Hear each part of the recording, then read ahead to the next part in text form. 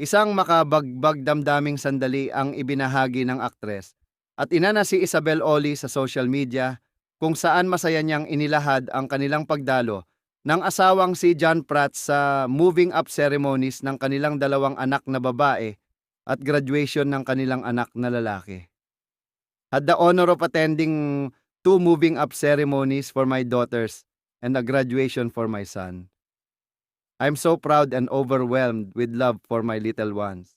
Ani Isabel sa kanyang post, kalakip ang emosyonal na pagbabahagi tungkol sa mabilis na paglipas ng panahon at ang kanyang labis na pagmamalaki sa mga anak.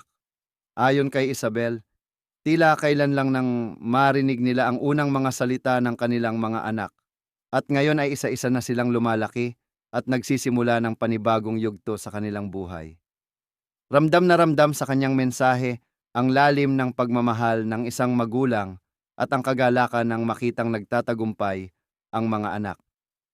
Marami ang nakarelate at naantig sa post ni Isabel na patunay sa kahalagahan ng pamilya at mga milestone sa buhay ng mga bata. Tunay ngang isang inspirasyon ang pamilya ni na Isabel at John sa maraming magulang na sumusuporta at nagbibigay halaga sa bawat tagumpay ng kanilang mga anak.